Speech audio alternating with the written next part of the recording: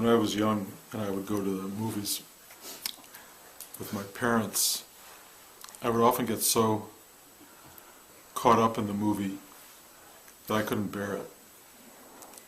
I would be shaking and crying and worried and nervous and hyperventilating, and my mother would always look at me and she would go, "Bruce, it's only a movie."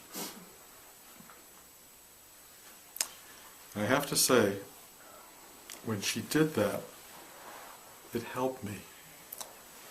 For those few moments, I stepped back from the story, I stepped back from the movie screen, and I looked at what was happening, and I remembered I was in an audience. I was not in that story. I was not being chased. I was not about to be killed. I was not about to be whatever was happening to the main character. I was an observer.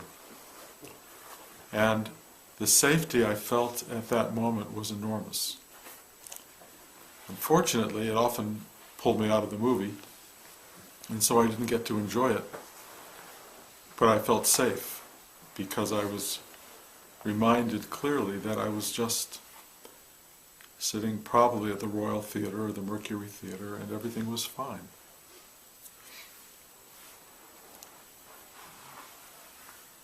In truth, meditation is not a lot different than my mother's voice. It's something that comes to you and says, "This is only a movie." It is a movie that has your complete and absolute attention. We are more compelled by the story of our life than by anything imaginable. Don't take notes. We are suckers for our own character.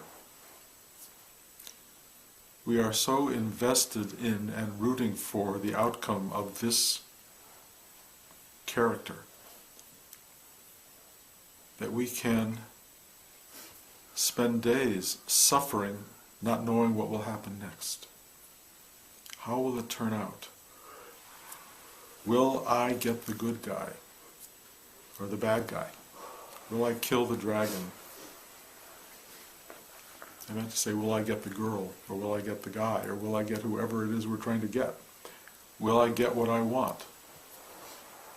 What do I want? What do I need?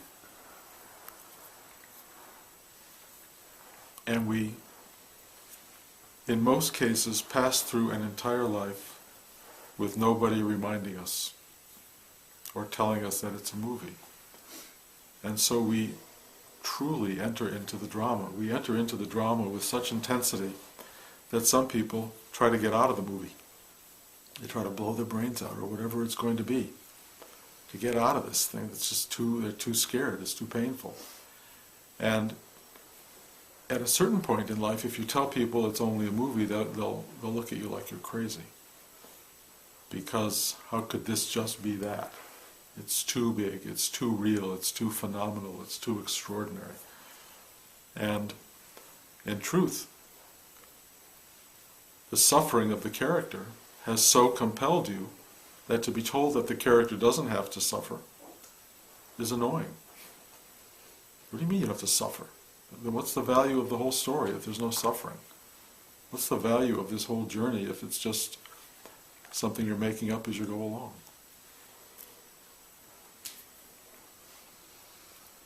And that is the truth. You're making it up as you go along. Outside events happen, clearly. Hurricanes, floods, as you know from here, and car accidents, and God knows what else. Stuff happens in your story that makes you believe more than ever in the reality of that story. But you are making it up as you go along. Some movies are so compelling in a good way. Let's say the great love stories. You don't want them to end. You want to be with these people forever. You love the characters. You love the drama. You love how much they love each other. They're so cute and sweet and wonderful and charming and delicious, and you just want to spend forever in that story. but they come to an end. Stories come to an end. Movies come to an end. So you leave the theater and, in some cases, really, you buy another ticket and go back in. Well, let's see that again.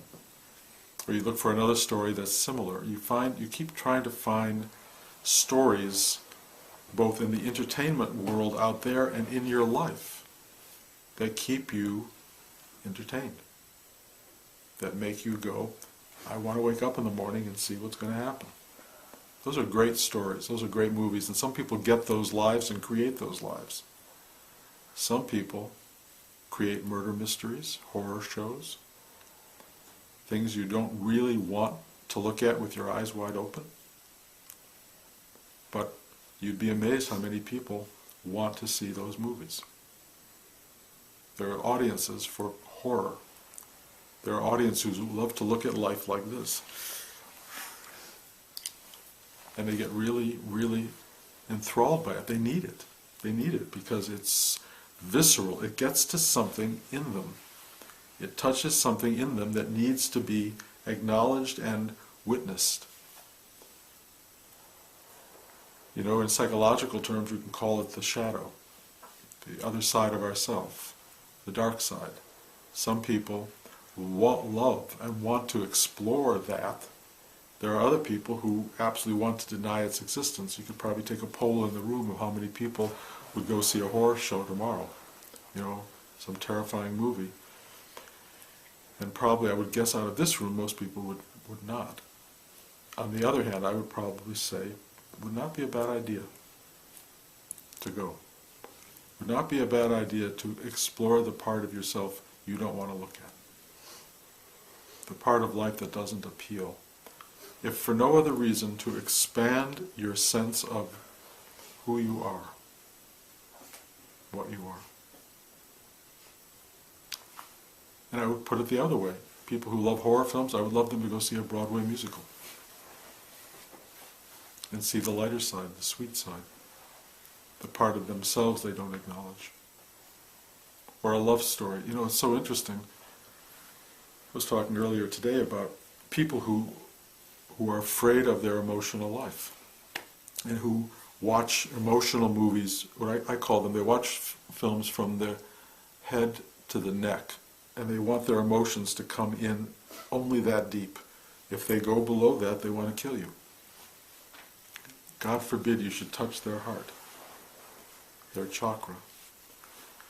And yet, those are the people who need to find those movies, who need to find those stories, and they will live a life in denial of that. So many people find the one genre they like, the one thing they like, science fiction, and they live in that space. What the world will be like. They go to comic conventions, they dress up as characters. Why? Because they don't want to be here. They don't want to be in the world as it is. They want to write a different script. But all of the stories that we create about ourselves take place in this universe. The universe that we inhabit. That universe is perceived by, and in many ways defined by, this physical body that we have. And we enter life with that as the viewer and as the character. That's who we are. And we know these stories, we know what's happening in the world through this very specific, limited perception. I see the world as a man. Blanche sees the world as a woman. And yet we read stories in which we are neither man nor I'm a woman and Blanche is a man. We read stories in which we are totally identified with everyone, and horrible people and beautiful people. And all of these stories, the interesting thing about them is they remove us from the specific nature of our physical self. So what happens when you read a story or you watch a movie is you are lifted out of your limited nature and you become large. You become everyone. You become everything that's going on. That experience is liberating on some level. One of the real purposes of literature, art, storytelling, even TV, is you get a half hour, 2 hours, or whatever it is to be free of your own particular story and limitation.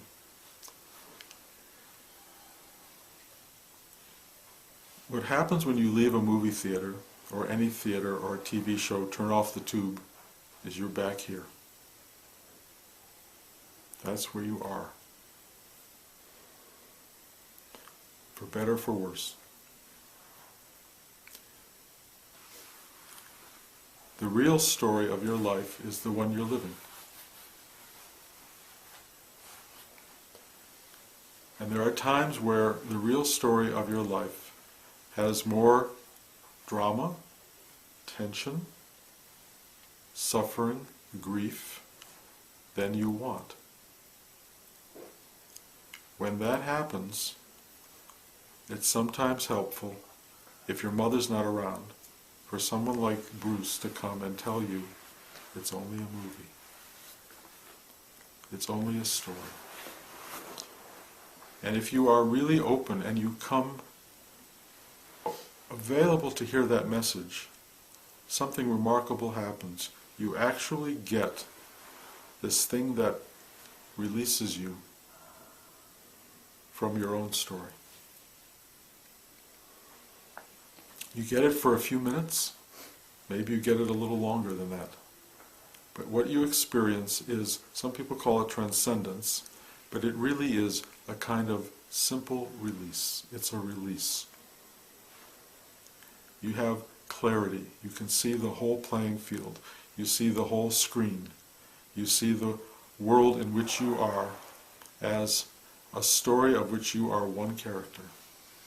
And that freeing of you from the moment, freeing of you from the story, is called liberation. And for most people it takes place for a very short time, and then you re-enter the story.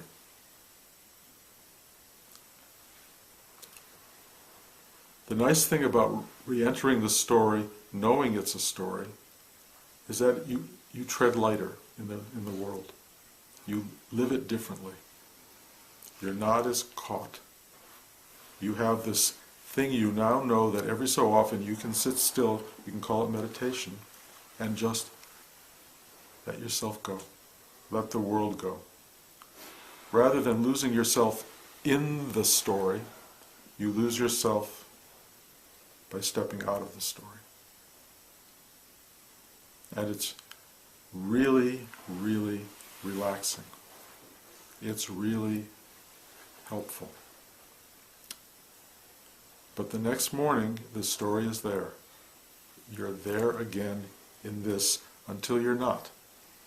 And for everyone in this room, you're in it. We're all in it. So the question comes, how do I live this story?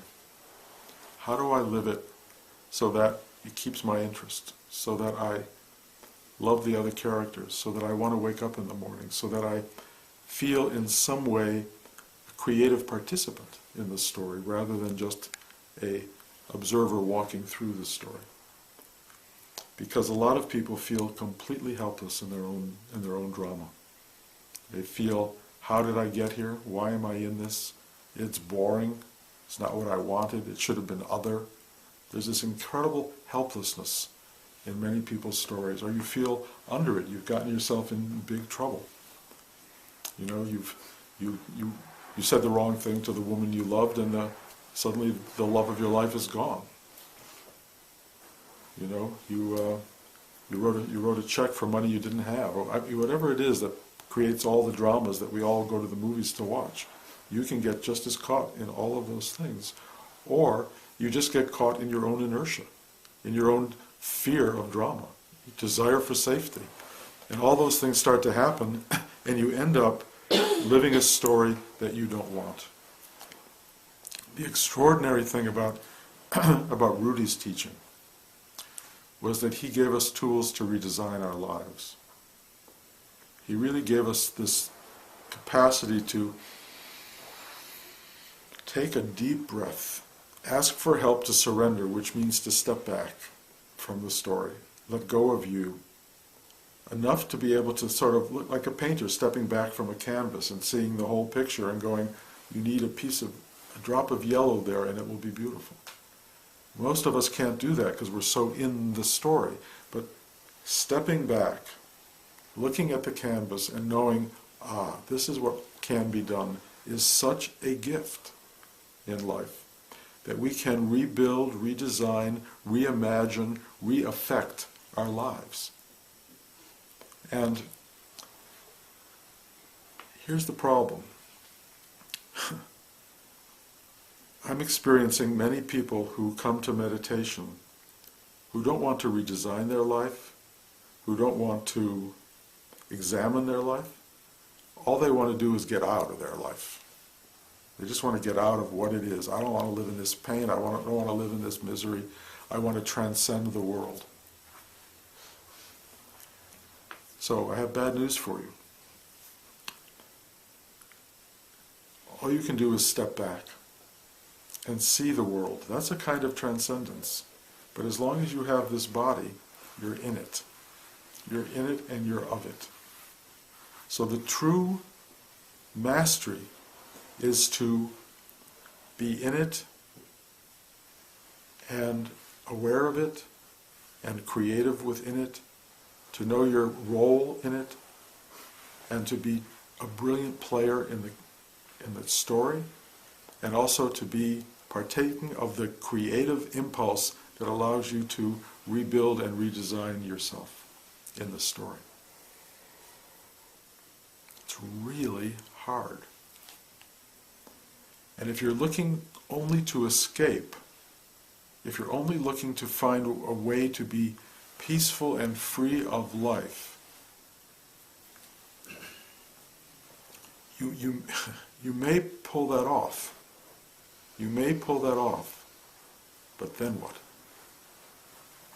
Because the alarm clock will ring the next morning and you will get out of bed, and there you are. Now what? Clearly you've been following my story, so I've been asking that question a lot. Now what? Here you are. If you're in a state of transcendence, you can be Buddha-like, I suppose, where you are completely aware of the screen, the empty screen. You're completely aware of the characters going on. You're in a state of absolute stillness, what you might call abiding stillness. And you just stay there.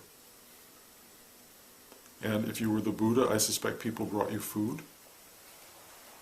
People came and asked you questions or sought to sit next to you and be in your state of peacefulness. People bowed down, they put garlands of flowers around your neck, they put oil on your hair, they did all these things, they kissed your feet, and you sat there. Which is great if you're Buddha. But what if you're not Buddha? What if you have to go to work the next morning? How do you do that? Well, you can do that brilliantly. You can do that with extraordinary creative power, and that creative power comes from sitting still, entering into the vast stillness of your own inner being, looking at the totality of your life, and then re-entering it and finding that you can do something.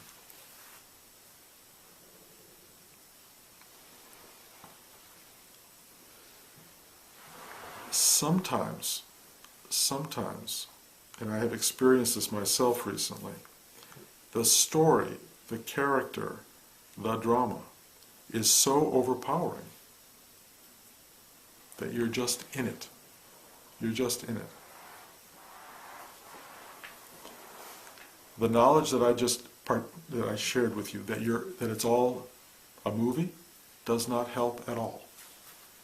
Just doesn't help. I can tell myself 400 times a day it's only a movie. It's really riveting. It's really powerful. You know, I don't know how many of you saw Psycho. The first time I saw Psycho, I couldn't even park my car in my garage and walk back from the garage to the house. I couldn't take a shower for months. Some stories, some movies simply are so overpowering that they don't stay in the theater. They don't stay on the screen. You walk home with them. They play in your head for a long time. They are really there. Why don't they let go of you? I don't know the answer to that, but I think it's important to pay attention. It's important to pay attention. So, when your mother leans over and says it's only a movie and that doesn't help, when meditation comes in and says this is your own creation and you can't step away from it, what can you do? Nothing. Be that. You can be that. You can live that. Because living that is the choice we're given. We have no other choice except jumping out a window, which doesn't end the story. Honestly, that's another dialogue. It just changes the playing field. But there is no way out but through. There's no way out but through the story. Play the story, live the story, be the story, because you have no choice. But try at least to be real in the story, real in your character. Be who you are. As best as you can, live it. Because it's happening for a reason. The great story of humanity, the great story of each entity on this planet is happening for, I believe, some reason. And even if it has no reason, and even if it has no meaning, it is happening and you're in it. You are sitting here right this second, listening to these words right now. This is the story you are in. You're nowhere else. Your mind may be placing you somewhere else. It may be trying to interpret everything that you're hearing and all these words, and you're kind of putting yourself in a what we call interpretive space, whereby you are filtering and filtering and filtering everything so it can't come in directly. But there is a moment in each of you sitting here during this class where I am looking right at you. And you are looking right at me. And in that moment, once the mind goes, he's looking at me, and that gets out of the way, something happens. And that is, we're paying attention to each other. There's attention. There's acknowledgement. There's shared awareness. There's consciousness of two people being together.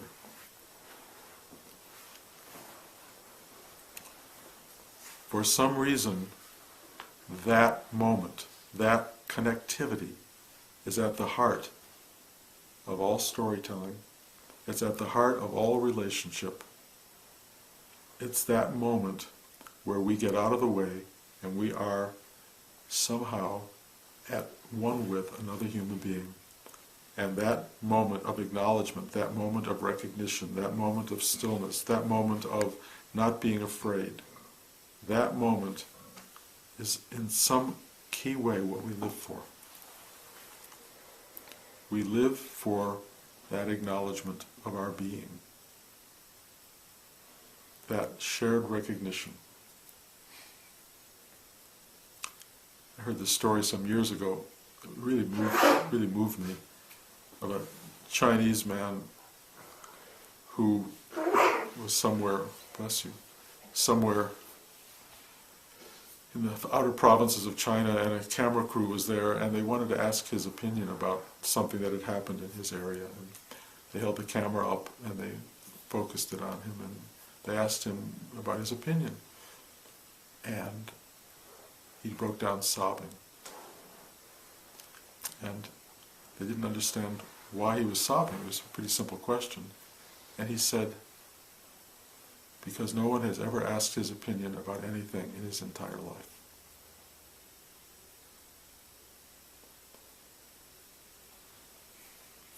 His story was unacknowledged. His story was unappreciated. His relationship to the world was not shared. This was the first moment that it was shared in that way. We are here to share our stories. We are here to live our stories together. We are here to help each other through our stories, and in a teacherly sense, to help people see past their stories, to help people see a way to look at how they are living, look at their life, and to realize in the most important moments that we have that it's only a movie. It's only a movie. There's a profound truth in that. And if you can carry that truth back into the movie because you're still in it, and live your life with that knowledge and awareness, that makes for a wonderful life. It makes for an ability to redirect and reanimate the things in your life that are not working or not making you happy. It gives you an opportunity to see the whole picture, and it gives you an opportunity to live a better life. And that's really what we're doing. That's really what our meditation is about. That's really why we're here. It's really why I'm talking to you. The whole teaching can be put into that phrase. It's only a movie. Enjoy it. Any questions?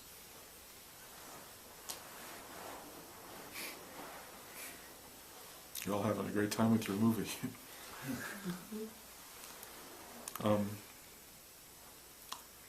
Look, there's... Yes, Julian. So what's the difference between being involved in the story and feeling something that needs to be cleared? I think that's the usual, that's the human condition. I think until most of us realize we're in a story, there's no question about having clarity. There's just, you're just going about your day, doing what you're doing. I got to get a job, I got to go to work, I got to make money, I got to find a girlfriend, I got to find a boyfriend, I got to get this, I got to do that. You're doing all that, and then something really hits. Then you go, what is this? What is this? Why? What is all this pain? Then you go to, either you try to get help for it, or you just, you get, there's the things you do in the world, alcohol, drugs, etc.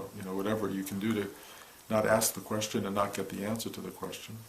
But some people luckily find this thing called meditation, or something that allows you to step back and look at the whole picture.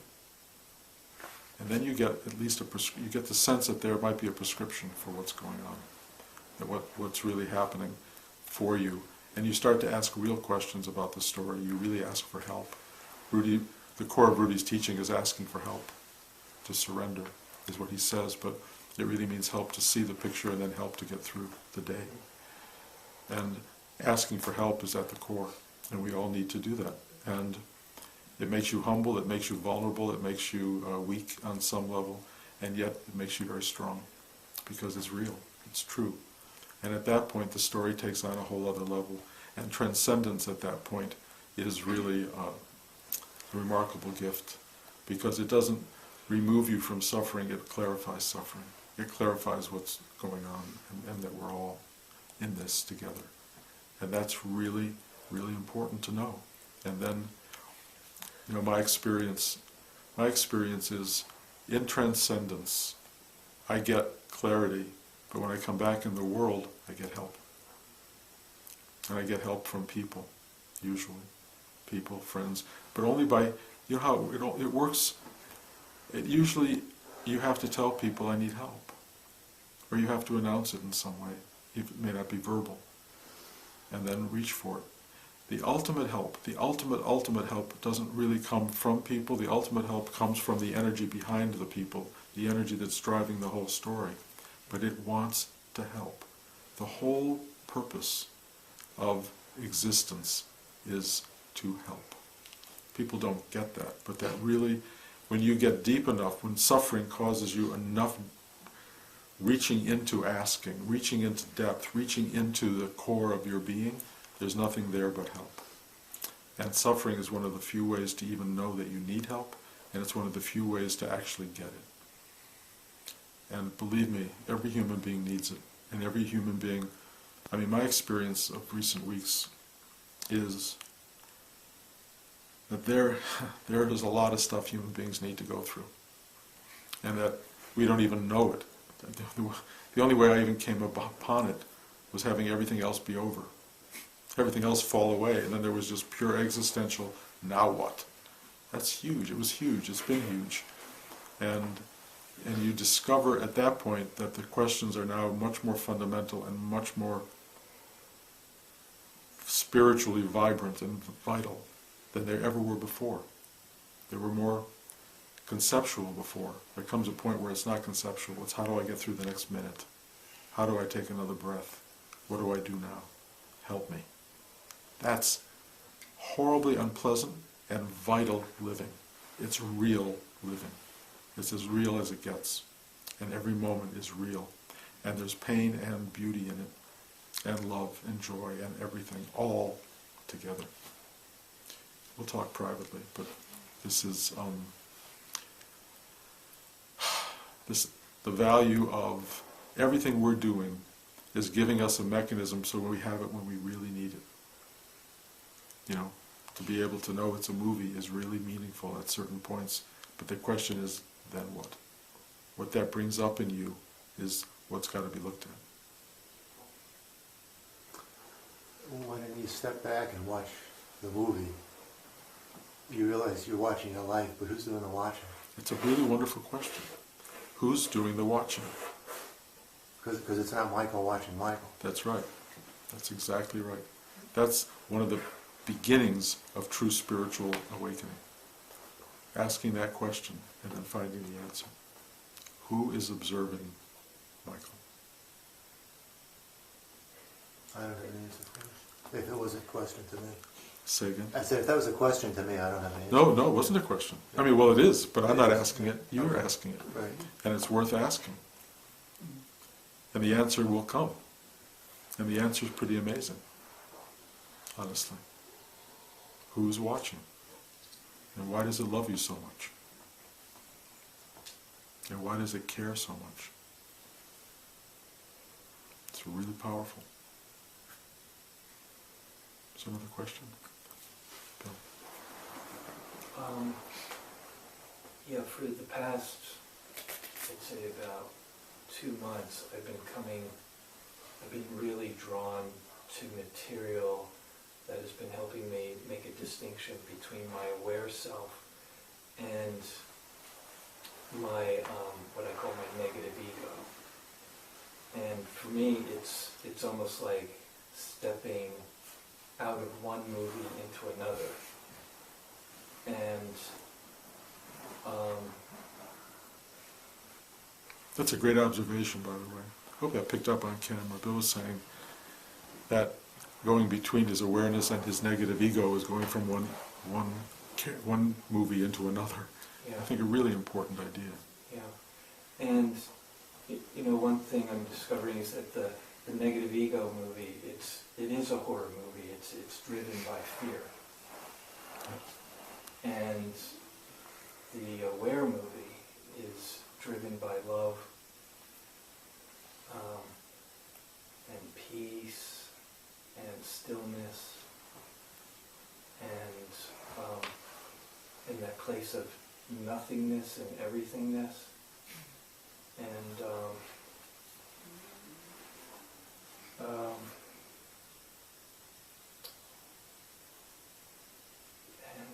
I'm not sure if I have a question here.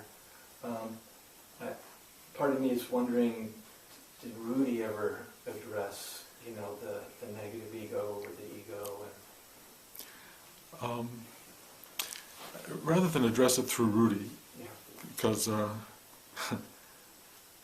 mean, here, one of the things Rudy would have said, I'm not sure it's the right answer, but he would say, take that voice out into the alley and cut its throat. But I'm not sure that's the true answer for me at this moment in time. And I don't think that you can hug it.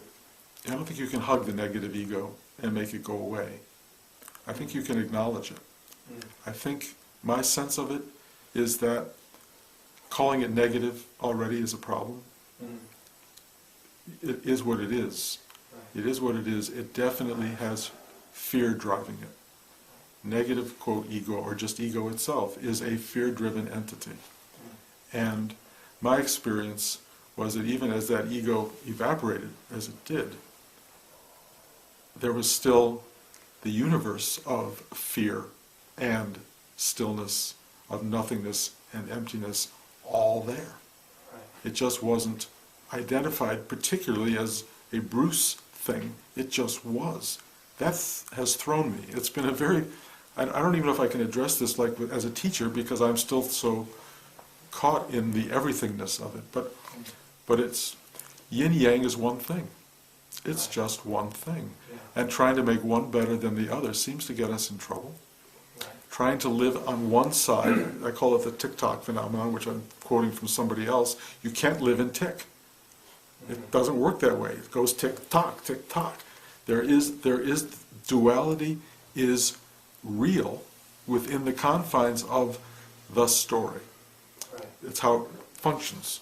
Stepping back and observing that is a transcendent element, but it's still deeply connected to the thing it's observing. So it's all a huge connectivity. Right. And trying to transcend it at this moment in time from where I'm teaching today, this could change tomorrow, but from where I'm teaching today, all you can do is be it. Be it. Moment to moment, the thing that emerges is what emerges. Mm. And it emerges out of some unbelievable, I'll call it intelligence, but I don't even know if it's intelligent. Mm. It just emerges. It doesn't matter whether it's intelligent or unintelligent. It's there. This is. And the mind wants to know how and why and where did it come from and what molecules is it made up of and all of that stuff. You're going to dig forever. You'll never know. You'll never know. And it's sort of not knowing that's important, I think, because the mind can't figure it out. So something else happens. You suddenly become aware just of it, or of no you and it, just the wholeness of. There's one guy I talk about a lot who says there are no pronouns, there's only verbs. So we'll say there's no it, there's happening. There's happening. And there's no you that it's happening to, it's just happening. But most of us experience a you that it's happening to. And we're definitely aware of it, whether there's an ego mind or just some other huge awareness of, wow, look at the happening, or be the happening. It's extraordinary. And you can dissolve in the mystery of that, which is sort of what I think takes place. There's just no longer anyone even observing it. There is only, Ineffable. yeah. Yeah. And when you finally touch that, something in you kind of, in a big way or a small way, explodes. Mm. And there we are. And I tell you this now with what sounds like some authority, but I actually have no clue. I have no clue. And I can be 100% wrong, which makes me, every time I get to a teaching position, especially nowadays, I go, what the hell am I doing? And who am I telling this to? Because I don't know. Yeah. I don't know. But I know really clearly that I don't know. And I know in such a profound way that I'm willing to share my ignorance with other people, because I think for some reason it connects. Right. That we are collectively blind and ignorant, but we are real. It's real. And that reality is overwhelmingly wonderful on some level, and horrible on another level. And you can oscillate between the two very quickly and not understand for a second what or why or how or when or anything, but it is. So I think it's called life. It's called life. And we're in it. We are it. It is. End of conversation. Although not going to satisfy very much. But it does strangely satisfy Yeah. to know it. Yeah. Is that crazy? Well, one thing that you're reminding me is that is to not get attached to words, to concepts, and teachers. Yep. That they are there to as guidance, as pointers. Yeah, to shake But it they up a are little. not it. No, teacher's not it. Yeah. And I would imagine that the great teachers are just emptiness itself. I don't know, but I would, what does that do? The great teachers, Buddha said, just live the middle path. Because nothing else you can live. Don't, if you move to the extremes, you're going to get burned. And maybe it's okay, but if you want a life that's not too painful, stay in the middle. Yeah. Live that life. If you want to explore life to the extremes, experience sex, experience terror, experience all that stuff, and know life, because it's intense. The Buddhists, the Hindus, everybody else, they don't touch that stuff. Don't go to those poles, because they're going to be really painful, and you may lose your way. So live in the middle. I'm really sort of thinking you got to do the whole thing. You live the whole thing, and then find out what happens. It's getting really hard to teach, because I don't know what guidance to give or not to give, other than just live it. Just live it. And who wants to drive 3 hours to hear that? Seriously. Why would one want to come here to hear that? On the other hand, nobody else is saying it, and it seems that when we sit here and share the truth of that, and we share connectivity, it's something you get anywhere else. You don't usually get it at home. You don't get it watching TV. You don't get it in the movies. You might get it in a concert. You might get it at certain moments along the way, but it's kind of unpredictable. At least here, most of the time, somebody would come to a gathering of this nature and walk away with some kind of, wow, and not even know what to name it. But they know they want it again. And I don't even know what to name it. But it definitely, it enriches the fabric of the life you're living. It makes colors brighter. It makes emotions bigger. It makes life richer. And you really are so grateful. I am for it, except when I hate it, which in recent weeks has been the case. It's really, I've not enjoyed my life in the last couple months. What do you do with that? Well, today I'm enjoying my life. That's all I do. Today is wonderful.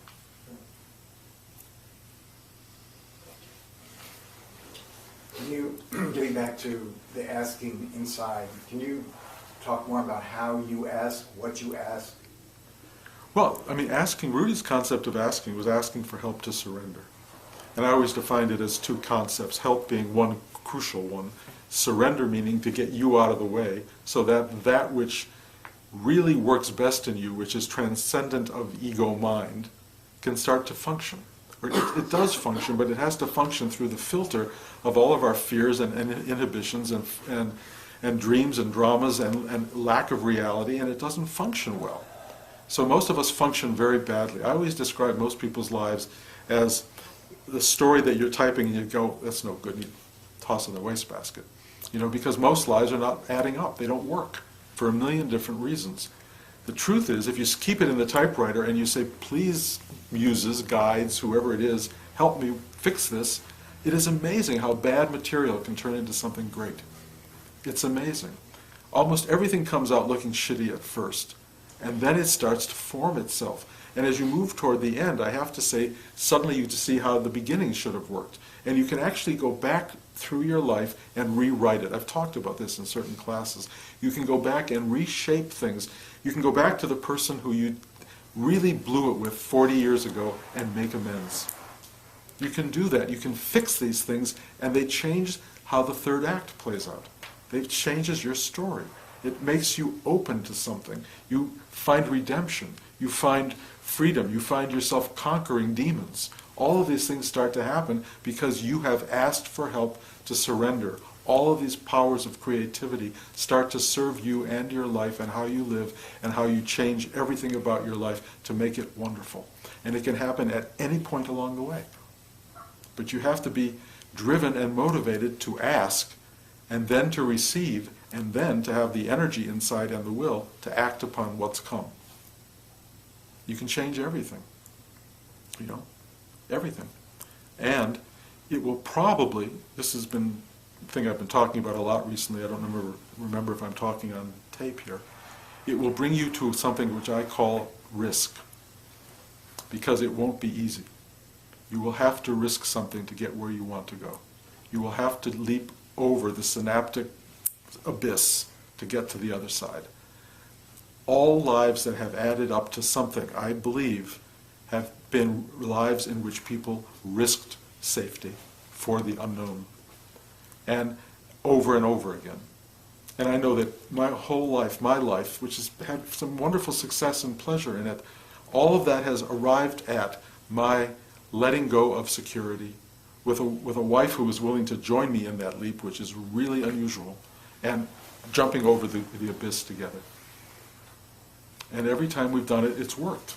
Now, I don't know that it always does work, you know, because there are, you know, a leap of life or a leap of faith is really potentially going to fall into the crevice, and you're going to blow it. But you're not going to know until you do it. So getting the courage to do that is really something that happens when you ask for help to surrender. It gives you the courage to move forward in life and to risk everything for hopefully something inspired by this deeper place within you. If that is true, chances are that inspiration will be the force that carries you to the other side. If it's inspired by ego desire, you may fail. You may fail, you may trip up. But the only way to know that is to do it. And because I think this whole thing is designed so brilliantly, even if you completely fall down the bottom of the crevice, that may be the exact place you have to go to make the most amazing story possible for you. That's where the true story will come through. But you don't know that, and you don't want to hear that because it's too painful. But that's somehow how it works.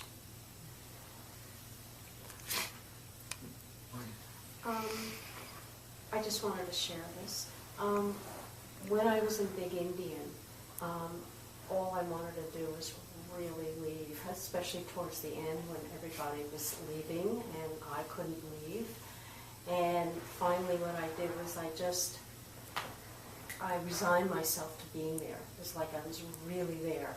And the only thing that, and it was liberating in that the only thing that I could do was the next thing, you know, and the next thing maybe was washing the floor.